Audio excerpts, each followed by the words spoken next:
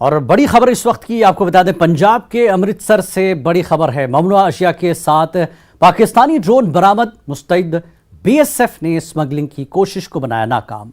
और 4 दिसंबर को अमृतसर के गांव में दाखिल हुआ था ड्रोन। बीएसएफ ने इलाके में लॉन्च किया था सर्च ऑपरेशन। आज क्वाडकॉप्टर को बरामद कर स्मगलिंग की कोशिश को बनाया गया नाकाम। तो बड़ी खबर इस वक्त की आपको बता दें, पंजाब के अमृतसर से आई है। ममनुआ अशिया के साथ पाकिस्तानी ड्रोन बरामद हुआ है। मुस्तैद बीएसएफ ने स्मगलिंग की कोशिश को नाकाम बनाया। 4 दिसंबर को अमृतसर के गांव में दाखिल हुआ था ड्रोन। बीएसएफ ने इलाके में लॉन्च किया था सर्च ऑपरेशन। आज क्वाडकॉप्टर को बरामद कर स्मगलिंग की कोशिश को नाकाम बना दिया गया है बीएसएफ की तरफ से। ये तस्वीरों में आप देख सकते हैं कि बीएसएफ ने अपने ऑपरेशन में इस ड्रोन को मार गिराया। पंजाब के अमृतसर से बड़ी खबर है। ममनुआ अशिया के साथ एक पाकिस्तानी ड्रोन बरामद किया गया। मुस्तैद बीएसएफ ने स्मगलिंग की इस कोशिश को नाकाम बना दिया है। आपको बता दें, अमृतसर में 4 दिसंबर को एक गांव में दाखिल हुआ था ये ड्रोन। बीएसएफ ने इलाके में सर्च ऑपरेशन लॉन्च किया था। आज क्वाडकॉप्टर को बरामद कर स्मगलिंग की कोशिश को बीएसएफ ने नाकाम बना दिया है।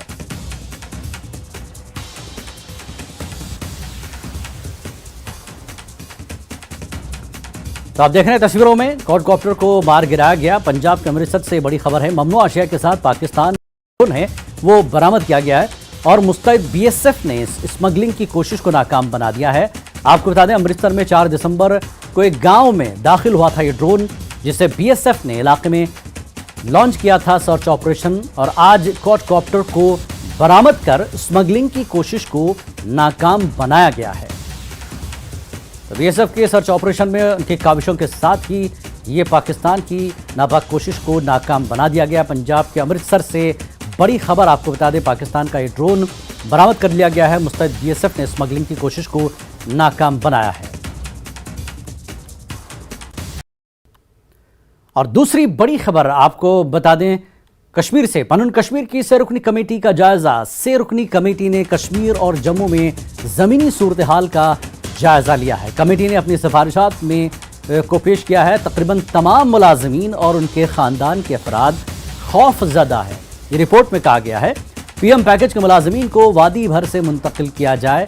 हुकूमत को नस्लकुशी की रोकथाम का बिल नाफिज करने की ज़रूरत है। तो पनून कश्मीर का एक वफ्द ने इसका जायजा लिया। आपको बता दें कि दहशतगर्दों की तंजीम फायर फाइट ये धमकी दी थी। 56 लोगों के नाम लिस्ट में जारी किए गए थे, उनके निशाने पर है। उसके बाद कश्मीर पंडित मुलाजमीन खौफ के माहौल में ज़िंदगी गुजार रहे हैं। ऐसे में पनून कश्मीर की सेरुकनी कमेटी ने जायज़ा लिया है और सेरुकनी कमेटी ने कश्मीर और जम्मू में ज़मीनी सूरत हाल का जायज़ा लिया। कमेटी ने अपनी सिफारिशात को पेश किया है। तकरीबन तमाम मुलाजमीन और उनके ख़ानदान के अफराद खौफजदा हैं। रिपोर्ट में कहा गया है, पीएम पैकेज के मुलाजमीन को वादी से बाहर मुंतकिल किया जाए। लगातार ये मांग कश्मीरी पंडित मुलाजमीन की है, जिन्हें अब ज़्यादा खौफ होने लगा है इस धमकी के बाद, इस वार्निंग के बाद।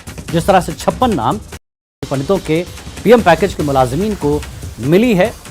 ऐसे में खौफ के माहौल में पनून कश्मीर की सेरुकनी वफ्द ने रिपोर्ट पेश की है और कहा कि मुलाजमीन को वादी से बाहर मुंतकिल किया जाए। हुकूमत को नस्लकुशी की रोकथाम का बिल नाफिज करने की ज़रूरत है, ये सेरुकनी कमेटी ने अपनी रिपोर्ट में कहा है।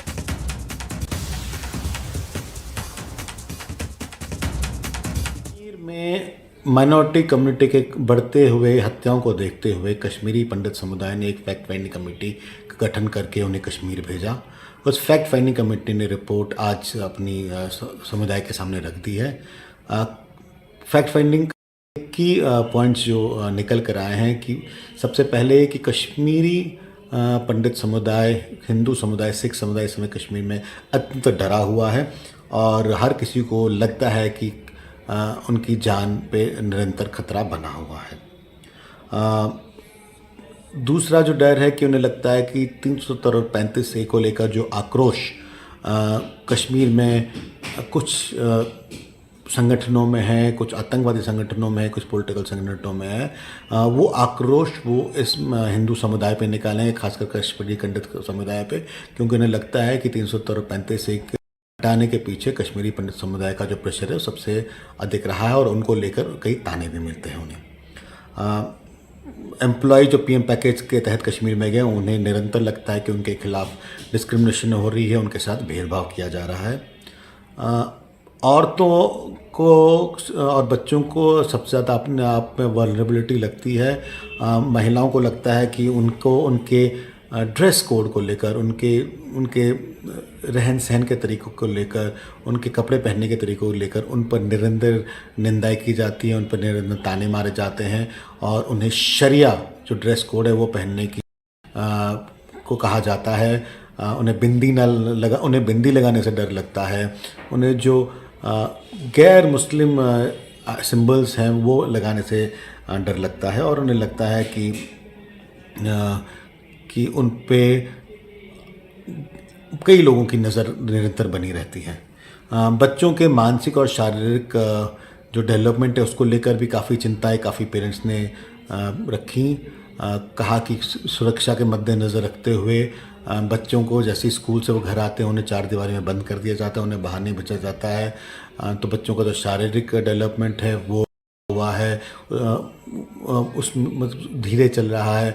मानसिक डेवलपमेंट क्योंकि बाहर की दुनिया से आपकी इंटरेक्शन नहीं है, आधा विचारों का आदान प्रदान नहीं है और लोगों से मिलना नहीं है, तो जो मानसिक डेवलपमेंट है वो भी कहीं ना कहीं इम्पैक्ट कर रहा है इनके कारण। अधिकतर फैमिलीज़, खासकर जो पीएम पैकेज की फैमिलीज़ हैं वो जम्मू जाना चाहती हैं, मगर अधिकतर कारण ये रहा है कि जिन बच्चों के मिड टर्म सेशन चल रहे हैं या जिनके को डर है कि शायद जम्मू में या देश के अन्य प्रांतों में उन्हें एडमिशन ना। और आइए इस पूरे मामले पर बात करते हैं। हमारे नुमाइंदे समीर हमारे साथ जुड़ चुके हैं। समीर, पनून कश्मीर ने जो जायजा लिया है, 56 लोगों के नामों का खुलासा होने के बाद रिपोर्ट दी गई है, अब कितनी जिम्मेदारी बढ़ जाती है एलजी इंतजामिया की, क्योंकि 56 लोगों के खानदान इस वक्त खौफ के आलम में जिंदगी गुजार रहे हैं। देखिए जिलानी, मैं आपको बता दूं, ये अब सिर्फ 56 लोगों की बात नहीं रही।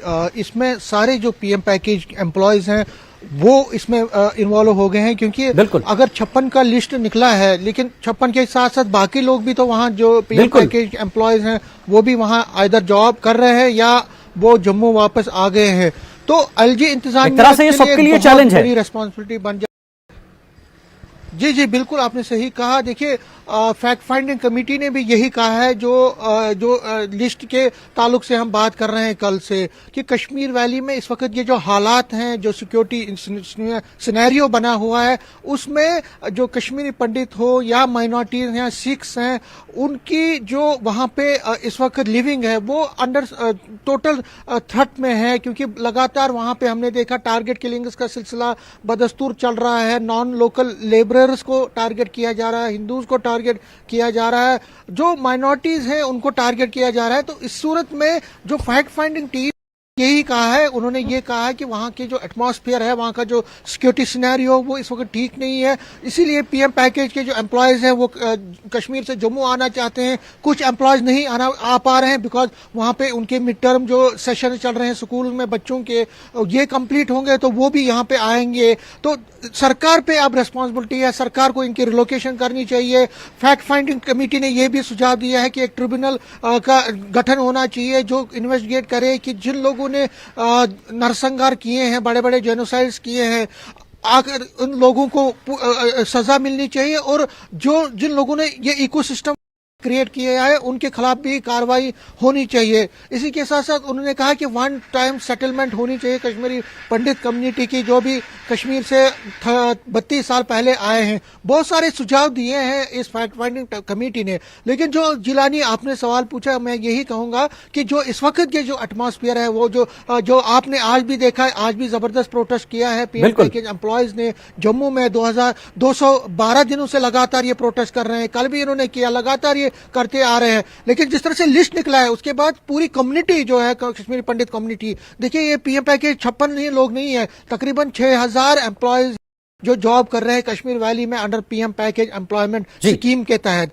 इसमें फीमेल्स का एक बहुत बड़ा चंक है जो एजुकेशन डिपार्टमेंट में फार फ्लंग एरियाज में काम करे। कुपवारा, बारामुल्ला, जो आपका बड़गाम है, श्रीनगर है, कुलगाम है, शोपियां है, पुलवामा है, जहां मिलिटेंसी बहुत पीक पे है, वहां पे भी वो काम कर रहे हैं। तो जो एम्प्लॉयज हैं वो बिल्कुल अपने आप को अंडर थ्रेट समझ रहे हैं, इसलिए जी। गुहार लगा रहे हैं एलजी से, प्राइम मिनिस्टर से, यूनियन होम मिनिस्टर से कि बात को सुना जाए, उनकी बात को सुना जाए, उनकी तकलीफ को देखा जाए, उनके बिल्कुल। दर्द को महसूस किया जाए।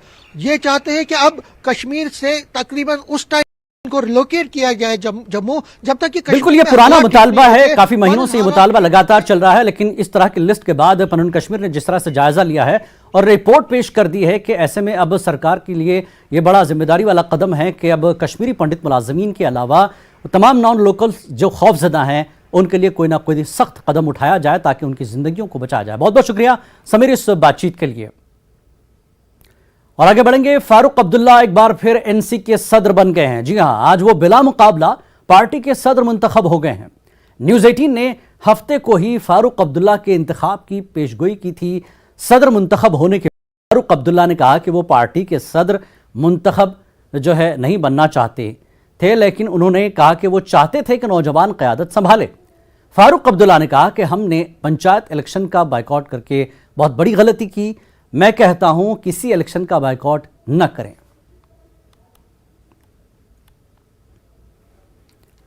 और नेशनल कॉन्फ्रेंस के सदर फारूक अब्दुल्ला ने एक मुतनाज़ा बयान भी दिया है। जी हां, फारूक अब्दुल्ला ने फौज पर इलेक्शन में मुदाखलत का इल्जाम लगाया। फारूक अब्दुल्ला ने फौज को खबरदार किया है कि वो गुज़श्ता इलेक्शन की तरह मुदाखलत न करे।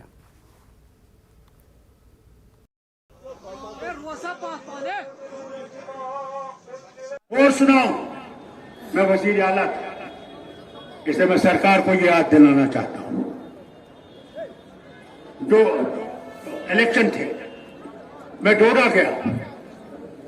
डोडा में एक गांव में पहुंचा जहां इलेक्शन देना था उनको, वहां वोटिंग मशीन रखी थी। वहां पे मैंने किसी को नहीं देखा क्योंकि वो फौजी कैंप के अंदर उन्होंने वो मशीन रखी थी। और जब मैंने वहां पूछा यहाँ क्या हुआ, कहा यहाँ कोई आया नहीं। मैंने कहा अच्छा मैं गांव की तरफ पहुंचा तो एक वहां कोई नहीं था, एक दुकानदार था, उसकी बीवी थी दुकान। मैं बैठ गया, मैंने कहा मुझे चाय का एक प्याला। मीडिया ये सुन लीजिए। मैंने उससे पूछा क्या हुआ, लोग किधर गए? उन्होंने कहा इन लोगों ने हमें, फौजियों ने कहा खबरदार मशीन के पास आओगे हम तुम्हारी टांगे तोड़ेंगे। आज मैं फौज से कहना चाहता हूं, खबरदार, चैम्बर से आपकी आवाज नहीं आ रही है। आप इलेक्शन में कोई ऐसा काम न करिएगा।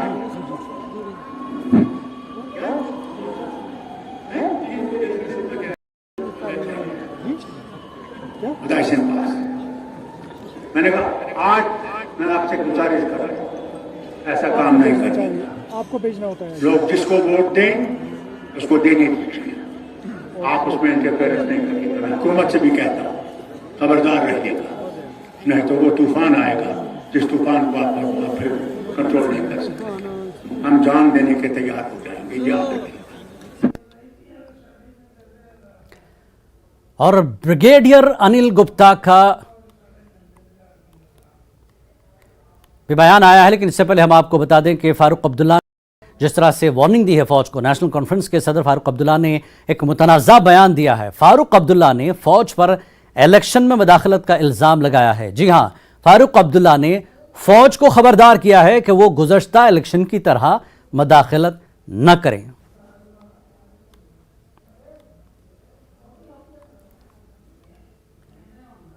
तो एक बार फिर फारूक अब्दुल्ला सदर बनते ही उन्होंने ये बेतुका बयान दिया है, मुतनाज़ा बयान। जिस तरह से उन्होंने कहा है कि फौज को खबरदार किया है। जी हां, मुतनाज़ा बयान में फारूक अब्दुल्ला ने फौज पर इलेक्शन में मुदाखलत का इल्ज़ाम लगाया है। आपको बता दें फारूक अब्दुल्ला को खबरदार किया है कि वो गुज़श्ता इलेक्शन की तरह मुदाखलत न करें। तो फौज को एक तरह से वार्निंग दी है, खबरदार किया है कि वो इलेक्शन में मुदाखलत न करें। एक मुतनाज़ा बयान फारूक अब्दुल्ला का सामने आया है। और वहीं आगे बढ़ेंगे, ब्रिगेडियर अनिल गुप्ता का डॉक्टर फारूक अब्दुल्ला के बयान पर रद्दमल सामने आया है। ब्रिगेडियर अनिल गुप्ता ने कहा कि फारूक अब्दुल्ला ने आईएसआई और पाकिस्तानी फौज जैसी एजेंसियों को खुश करने की कोशिश की है। उन्होंने हिंदुस्तानी फोर्सेस को नीचा दिखाने की कोशिश की है। ब्रिगेडियर डॉक्टर विजय सागर धिमन ने कहा डॉक्टर फारूक अब्दुल्ला के बयान को का खस करार दिया। वहीं कर्नल एसएस पठानिया ने फारूक अब्दुल्ला के बयान की मजम्मत की है। देखिए, ये डॉक्टर फारूक अब्दुल्ला की गंदी सियासत का एक नमूना है। ये वही शख्स है जिन्होंने 1 महीने पहले कहा था कि मैं दोबारा नेशनल कॉन्फ्रेंस का प्रेसिडेंट किसी भी हालत में नहीं बनूंगा, और आज किस प्रकार ड्रामा किया गया सिनर के अंदर और वो दोबारा नेशनल कॉन्फ्रेंस के प्रेसिडेंट बन गए। ऐसे आदमी के ऊपर या ऐसे आदमी की बातों के ऊपर आप कैसे विश्वास कर सकते हैं? ये वही आदमी है जो कि खानदानी पॉलिटिक्स में बिलीव करते हैं, जिनको सिर्फ अपनी कुर्सी से प्यार है और किसी से प्यार नहीं है। इन्होंने बूथ कैप्चरिंग का जो कहा है, अगर यह बात सच है तो उस वक्त इन्होंने कार्रवाई क्यों नहीं की? चीफ मिनिस्टर थे, कार्रवाई कर सकते थे, सेंटर को कंप्लेंट कर सकते थे, नहीं किया। क्यों? क्योंकि उनको उस वक्त उनकी कुर्सी का खतरा था, डरते थे कहीं उनकी कुर्सी ना चली जाए। आज क्योंकि उनके पास कुर्सी नहीं है, वो लोगों की सहानुभूति के लिए, उन लोगों को खुश करने के लिए जो कि इंडियन आर्मी को बदनाम करना चाहते हैं, उनके लिए इस प्रकार की बयानबाजी कर रहे हैं। और आप जानते हैं कि इंडियन आर्मी को बदनाम होते देख कौन खुश होता है, आईएसआई या पाकिस्तान? देखिए, फारूक साहब ने जो स्टेटमेंट दी है ये हास्यास्पद से नहीं है, मतलब कि ये लाफेबल है। आप मुझे ये बताइए, जो इलेक्शन होती है, जो बूथ की एडमिनिस्ट्रेशन होती है, वो कौन करता है? वो बेसिकली जेएंडके स्टेट गवर्नमेंट के ऑफिसर्स होते हैं, वो appointed by the chief election commissioner. उसके बाद उसकी सिक्योरिटी कौन देता है? यहाँ वो सीआरपी देती है या जम्मू कश्मीर पुलिस देती है। इसके अलावा जो कोई भी एक्शन होती है वो जेएंडके गवर्नमेंट की supervision under chief election commissioner होती है। तो यहाँ आर्मी कहाँ से बीच में आ गई? और जेकेपी, सीआरपीएफ और चीफ इलेक्शन कमिश्नर के जो अपॉइंटेड बंदे हैं वो सब जेएंडके गवर्नमेंट के लोकल्स हैं। तो आर्मी को क्यों बीच में बदनाम कर रहे हैं? आर्मी कभी भी इलेक्शन में इंटरफेरेंस बिल्कुल नहीं करती है। और क्या ये सब फारूक साहब को मालूम नहीं है? या फिर वो एक कंस्टिट्यूएंसी को एड्रेस कर रहे हैं जो टेररिस्ट हैं या उनके सपोर्टर्स हैं, या उनको बताने की कोशिश कर रहे हैं कि हम बहुत बड़े आदमी हैं और हम ये करेंगे या वो करेंगे। और इसके अलावा जब वो अगर वो खुद चीफ मिनिस्टर थे और अगर वो वहाँ पहुंचे और वहाँ अगर वहाँ पे जो इलेक्शन कमीशन की वोटिंग मशीन थी वो लोगों को अवेलेबल नहीं थी, तो आपने क्या किया? आपने रिपोर्ट नहीं की किसी को, किसी आर्मी अथॉरिटी को रिपोर्ट नहीं की। तो फिर ये कहना कि आर्मी ने अपने अंदर बंद कर रखी थी और आर्मी ने बोला था कोई इसके आसपास नहीं आएगा, वो हमने मान लिया। तो फारूक साहब एज ए सीएम अगर लैंड करते हैं डोडा डिस्ट्रिक्ट में तो इस चीज को क्या मान लेंगे? तो ये बहुत ही एक लाफेबल स्टॉक लग रहा है। फारूक साहब ने ये स्टेटमेंट दी है केवल अपनी कंस्टिट्यूएंसी को एड्रेस करने के लिए। इनका ये जो बयान है ये बहुत ही बचकाना है, निंदनीय है, मिसलीडिंग है, मैनिपुलेटिव है और वोट बैंक सेंट्रिक है। साथ ही साथ ये उनकी पुरानी आदत है कि जब वो पावर में होते हैं तो उनके जो गाने होते हैं वो अलग किस्म के होते हैं, जब आउट ऑफ पावर होते हैं तो वो पूरी तरह से इंडियन आर्मी या India as a nation against चले जाते हैं। ये उनकी एक पॉलिटिक्स का स्टाइल है।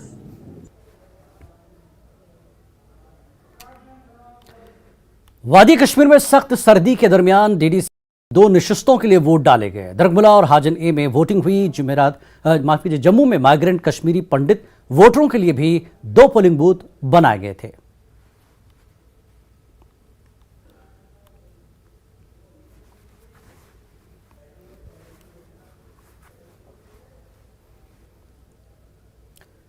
जिला पुंछ में मुगल रोड पर द्राबा इलाके में सेबों से भरा ट्रक हादसे का शिकार हो गया। कल देर रात कश्मीर से जम्मू जा रहा ट्रक बेकाबू होकर रतीपसी के मकाम पर खाई में जा गिरा, जिसके नतीजे में हरियाणा का रहने वाला ड्राइवर मोहम्मद इस्लाम शदीद जख्मी हो गया।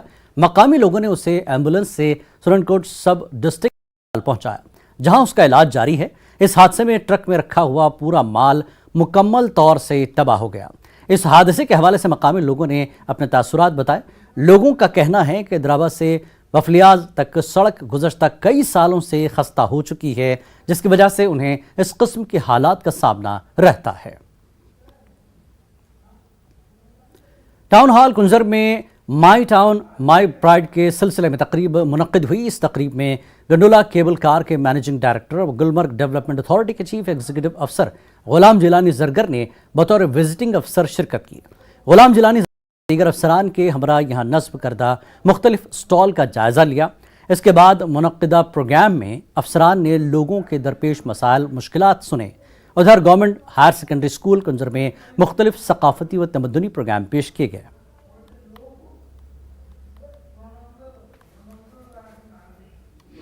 आपको पता होना चाहिए कि गवर्नमेंट की अभी पॉलिसी जो है कि लोग जो हैं वो खुद अपनी पॉलिसी बनाएं, लोग खुद अपनी पॉलिसी बनाएं, लोग खुद अपने डेवलपमेंट प्रोजेक्ट्स बनाएं, लोग खुद उनको इम्प्लीमेंट करें।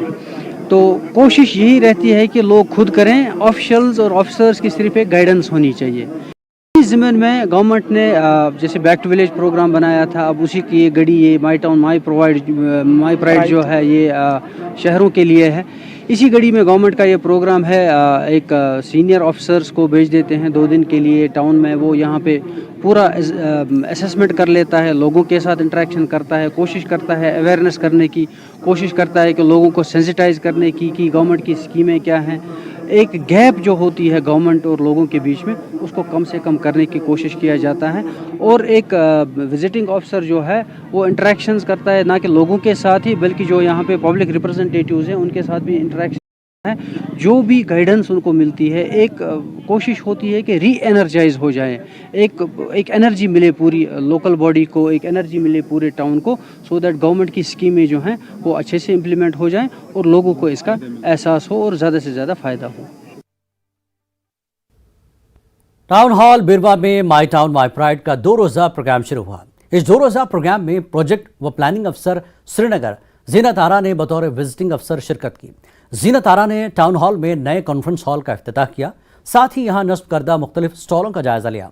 ये अफसरान 2 रोज़ तक बिरवा में क़याम पजीर होंगे। अगले रोज़ जीनत आरा ने लोगों के मसाइल सुने और मुख्तलिफ महकमों के अफसरान ने लोगों को सरकारी स्कीमों की जानकारी दी। इस मौके पर स्कूली बच्चों ने खेलकूद और दीगर मुख्तलिफ सकाफती व तमद्दुनी प्रोग्राम पेश किए। मैं ये कहूँ कि जो तरक्कियाँ होने जा रही हैं कस्बे बिरवा में, उसके लिए हमें यहाँ भेजा गया है कि हम पब्लिक के साथ मिलके उनके जो मामलात हैं, मुतालबात हैं, एक एक से सुनेंगे और कोशिश करेंगे कि हम आला हुकाम तक ये पहुँचाएँ। तो जिस पे मैंने नोट भी किया है कि कुछ चीज़ें इनकी है जो जेन्युइन भी मुझे लगी, जैसे मैरिज हॉल के बारे में बताऊँ तो उसकी भी ज़रूरत है। यहाँ पे अगर हम प्ले ग्राउंड के बारे में कहें तो अभी मैंने सुना कि ये स्पोर्ट्स बच्चों के लिए, तो माशाल्लाह यहाँ जो मैंने ये खुद भी ऑब्जर्व किया। अब देखिए कि एडमिनिस्ट्रेशन ही पहुँची है, लोगों की दहलीज तक पहुँची है, तो ये वही है कि हम लोग ही लोगों तक पहुँचे। ये सेक्रेटरीट कहाँ पहुँचेंगे, वहाँ कहाँ पहुँचेंगे। अभी हमने सभी ऑफिसर्स को यहाँ लाया, जिस किसी की भी कोई स्कीम से रिलेटेड बात होगी, यहाँ हमने पब्लिक में बैठ के पब्लिक के सारे चीज़ें सुननी है, जो वो चाहते हैं वैसे करेंगे इंशाल्लाह। गुरेज के तारबल नामी इलाके में फौज ने नेवी डे के मौके पर एक तकरीब मुनक्किद की। हाई स्कूल तारबल में मुनक्किद की गई इस तकरीब में स्कूली बच्चों के अलावा असातिज़ा ने भी शिरकत की। लोगों ने हर तरह की तकरीब में आवाम को शामिल करने के लिए फौज का शुक्रिया अदा किया। हम इंडियन आर्मी का शुक्रिया अदा करते हैं जो कि हर प्रोग्राम को आवाम के साथ मिलकर 4 चांद लगाते हैं। वहीं आज नेवी डे के मौके पर इंडियन आर्मी ने गवर्नमेंट हाई स्कूल तारबल में एक बड़ा प्रोग्राम मुनक्किद किया, जिसमें टीचर्स के अलावा बच्चों की एक बड़ी तादाद ने शिरकत की। इसके लिए हम इंडियन आर्मी का तहे दिल से शुक्रिया अदा करते हैं। जयपुर में एक निजी कोचिंग इदारे की जानिब से 8वीं 9वीं और 10वीं जमात के तलबा व तालिबात के लिए स्कॉलरशिप टेस्ट का इनेकाद किया गया। तहसीलदार जुबैर अहमद और तहसीलदार वक्फ बोर्ड इश्तियाक मुहिउद्दीन की निगरानी में टेस्ट लिया गया। पोजीशन हासिल करने वाले तलबा व तालिबात को मुफ्त में कोचिंग फराहम की जाएगी। इस टेस्ट में 100 के करीब उम्मीदवारों ने हिस्सा लिया।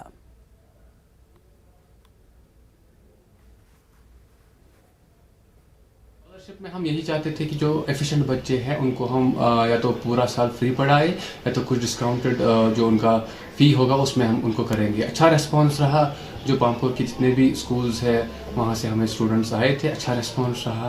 आई एम रियली हैप्पी, एग्ज़ाम बहुत अच्छे से कंडक्ट हुआ।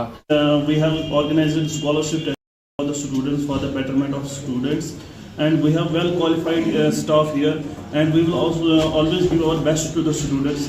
So I would like to invite all the students to join the Endeavours Coaching Academy for bright future and feel the difference.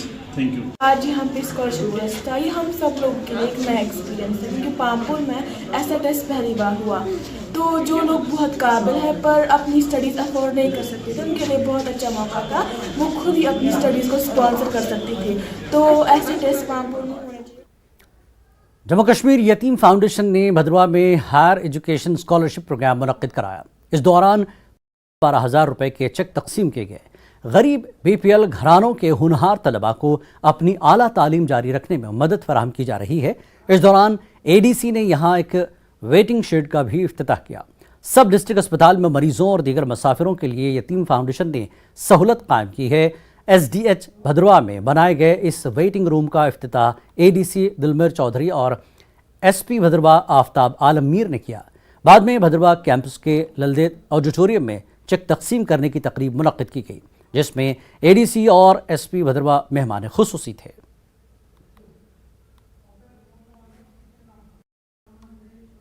हमारी जो नई नस्ल है, नई पोत जो है, और अगर वो बिलो प्योरिटी लाइन है, उनके पास ज़राई नहीं है तालीम हासिल करने के लिए, लेकिन उनमें कैपेसिटी है, कैपेबिलिटी है, तो यतीम फाउंडेशन ने यह समझा कि हम उनको स्कॉलरशिप दे देंगे। इसलिए एक रिटन टेस्ट लिया गया पूरी यूटी में और हमारी डिस्ट्रिक्ट में भी 26 जून 2022 को। उसमें जो कुछ बच्चे मेरिटोरियस आए, उसमें 14 बच्चों को आज स्कॉलरशिप से नवाजा जाएगा ताकि वो अपनी तालीम मुकम्मल कर सकें। और जब तक वो तालीम मुकम्मल नहीं करेंगे तब तक 12,000 पर ईयर के हिसाब से उनको स्कॉलरशिप दिया जाएगा। इनसे बहुत हेल्प हो जाएगी और मैं फर्दर जो स्टडीज़ है अपनी कर पाऊँगा।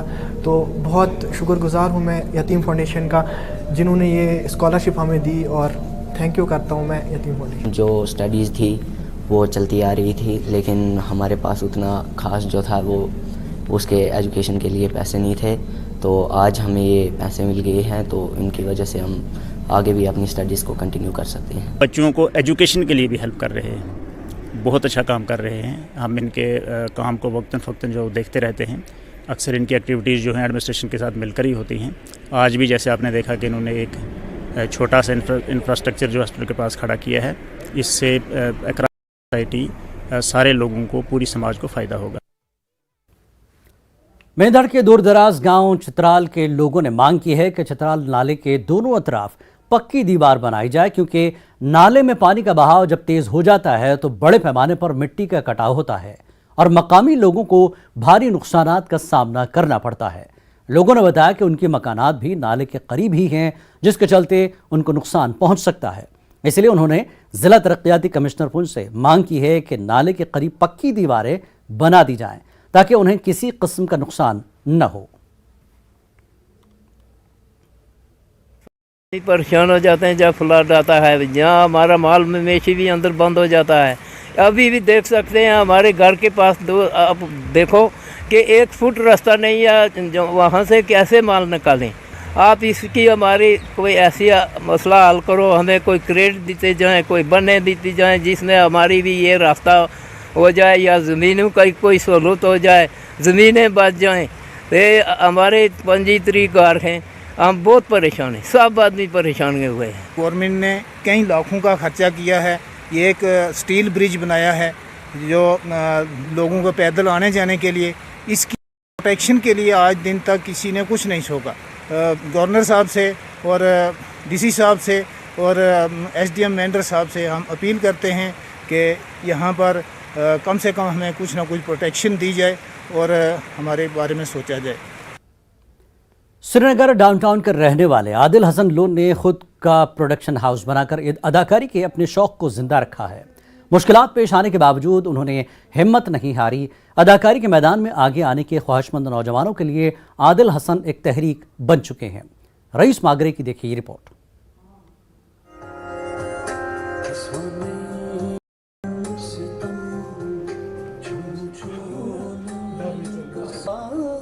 आदिल हसन लोन को शुरू से ही एक्टिंग का बहुत शौक था, लेकिन बदकिस्मती से उन्हें ऐसे मौके मिले नहीं जहां वो अपनी सलाहियतों और एक्टिंग की महारत का मुजाहरा कर सके। ऐसे में उन्होंने अपने दोस्तों के साथ मिलकर खुद का प्रोडक्शन हाउस कायम कर लिया। अपने अदाकारी के ख्वाब को पूरा करने के दौरान उन्हें बहुत से चैलेंजेस भी दरपेश रहे, लेकिन आहिस्ता आहिस्ता वक्त, पैसा और सलाहियतें खर्च करके उन्होंने वादी के कल्चर, मंशियात, जहेज, रस्म पर मुख्तलिफ फिल्में बनाकर अपने कामों को वुसअत देना शुरू कर दी और आज सोशल नेटवर्किंग प्लेटफॉर्म्स पर उनके लाखों चाहने वाले हैं। हम तो बस यहाँ घूम रहे थे, यहाँ पर सब अपने मगन में मस्त थे, अपने आप को चांस दे रहे थे, अब दूसरों को चांस नहीं दे रहे थे। फिर हमने जो अपने प्रोडक्शन हाउस स्टार्ट किया तो हमने कहा नहीं, हम दूसरों को भी चांस देंगे, जैसे मुझे शौक है एक्टिंग का, दूसरे को भी होगा। हमने आर्टिस्ट लाए, हमने उनको बोला चलो आप आओ, हम आपको चांस देंगे। हम उनको पे भी किया, बट हमारे पास उतनी कमाई नहीं थी। मगर नहीं, अभी हम नुकसान पे कर रहे हैं, एक दिन ऐसा आएगा तब हम इंशाल्लाह सब अच्छा होगा। जो शॉर्ट मूवीज़ बना रहे हैं हम, ऐसे सॉन्ग्स बना रहे हैं, अब इसके बाद हम दूसरी मूवी इंशाल्लाह स्टार्ट करने जा रहे हैं, जो 1.5 घंटे या घंटे की मूवी होगी, इंशाल्लाह वो स्टार्ट करने जा रहे हैं। उसमें जो 10-20 आर्टिस्ट उसमें लग जाएंगे, हमें वो भी चाहिए। 2 सॉन्ग और करने वाले हैं, एक का तो शायद फर्स्ट पे रिलीज़ होने वाला है, वो भी हमने, उसमें भी हमने कश्मीर की ब्यूटी दिखाई है।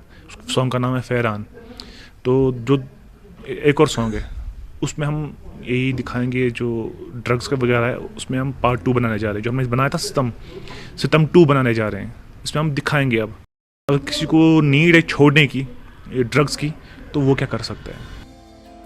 आदिल श्रीनगर के एक उभरते हुए अदाकार हैं। उन्होंने अपने ही प्रोडक्शन हाउस के कई म्यूजिक वीडियोस में अदाकारी की है। उन्हें इब्तिदाई दिनों में काफी तनकीद का भी सामना करना पड़ा, लेकिन उन्होंने हिम्मत नहीं हारी, हौसला नहीं छोड़ा। उन्होंने हाल ही में अपना एक म्यूजिक एल्बम लॉन्च किया, जिसमें उन्होंने बतौर अदाकार मरकजी किरदार अदा किया है। 3 दोस्त वो एक्टिंग के साथ करते हैं, उनको शौक था बड़ा, तो फिर जब उनको नहीं मिला, प्लेटफॉर्म नहीं मिला, तो खुद का एक चैनल बनाया यूट्यूब पे, और सोशल मीडिया पे हम उसको हर जगह पे जितना हो सकता है उतना एक्सप्लोर करते हैं, और चाहते हैं कि लोग इसको देखें वीडियोस को, जिससे हम उन वीडियोस में दिखाते हैं हमारा कश्मीर का कल्चर जो है हमारा, ये दिखाते हैं कश्मीर के टूरिज़्म है हमारा। जॉब ही करते हैं सारे, बट फैमिली का बैकअप भी उतना नहीं है, और अपना भी घर चलाना पड़ता है, तो उस वजह से हमारा फंड्स का मेन इशू होता है। अब जितना हम कर सकते हैं उतना करते हैं। अब हम शॉर्ट स्टोरीज पे हम ज़्यादा ध्यान दे रहे हैं। ये लोग चाहते हैं कि समाज और हुकूमत उनका ताउन करे। ये लोग अदाकारी के शौकीन नौजवानों के लिए स्कीमें लाने की से मांग कर रहे हैं। न्यूज़ 18 कश्मीर के लिए श्रीनगर से रईस माकरे की रिपोर्ट। Just